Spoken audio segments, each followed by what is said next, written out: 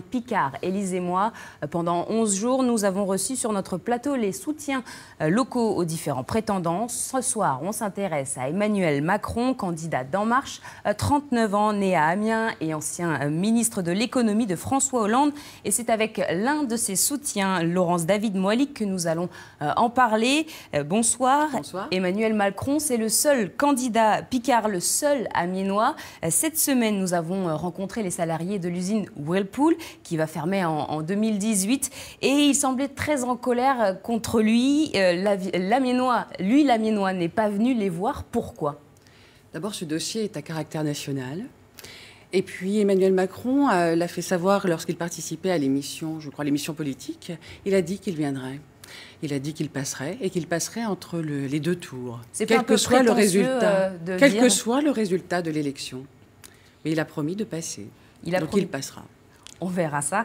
L'actualité, aujourd'hui, c'est ce nouvel attentat. On en a parlé dans les titres.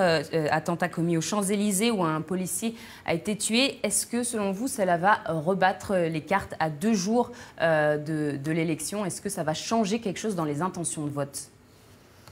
C'est possible, parce qu'effectivement, c'est un événement auquel on ne s'habitue pas.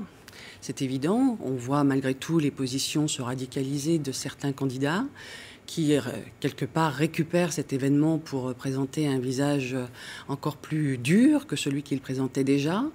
Nous, par contre, nous avons un programme, enfin Emmanuel Macron a un programme qui porte depuis longtemps une réflexion sur le terrorisme.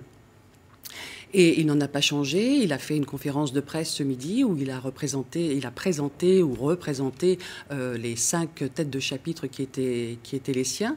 Et notamment, et je me permettrai de faire un focus sur l'un d'entre eux parce que c'est particulièrement important, c'est celui du renseignement tiré du terrain. Vous savez que Nicolas Sarkozy et M. Fillon ont supprimé les renseignements généraux en 2008.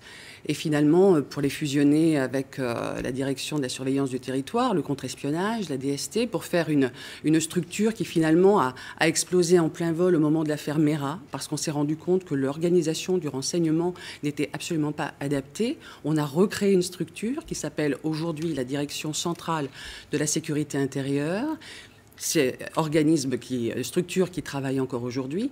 On se rend compte que dès qu'il y a un événement important comme celui qui s'est passé hier, cet événement dramatique, tout de suite après, on sait qu'on a tous les renseignements possibles et inimaginables sur le personnage qui a commis cet acte. On connaît tout finalement de sa vie, de son réseau assez vite, dans un laps de temps assez rapide. Mais finalement, on s'aperçoit que pour ce qui vient du terrain, et nous ne possédons pas suffisamment de renseignements, d'où la proposition de M.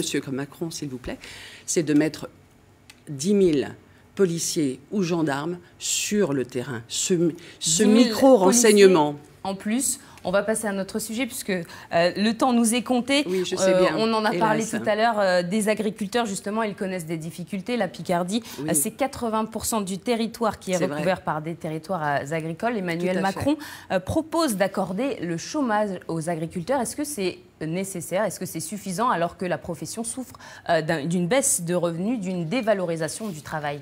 Alors, vous savez, je crois que l'objectif principal d'un agriculteur, ce n'est pas de toucher de percevoir le chomage. Là, donc justement, pourquoi proposer cette mesure? C'est une proposition au cas où, un filet de sécurité. Mais nous, notre proposition et notre objectif, c'est de faire en sorte que ces paysans, ces agriculteurs vivent du produit de leur travail. En fait, toutes les mesures qui sont proposées par Emmanuel Macron sont là pour soutenir au maximum cette profession dont on ne peut pas être sans connaître les difficultés. C'est une évidence. Donc voilà, le chômage, c'est au cas où, au pire des cas, voilà, vous pourrez percevoir le chômage. Mais bien sûr, toute notre ambition, c'est de faire en sorte que ces gens-là vivent de leur travail. C'est normal. Et pour terminer cette interview très rapidement, cette image, celle de Barack Obama, l'ancien président américain, a appelé Emmanuel Macron hier. Exact, oui. Lui, c'est en bonne chance. Obama, c'est un modèle pour lui. C'est la rencontre de 2 progressistes, je crois, qui croient en l'avenir et qui ont foi et confiance en leur destin et en leur projet, et puis qui envisagent l'avenir et qui n'ont pas la nostalgie du passé. Eh bien, merci beaucoup, Laurence David Moalik, d'avoir été notre invitée.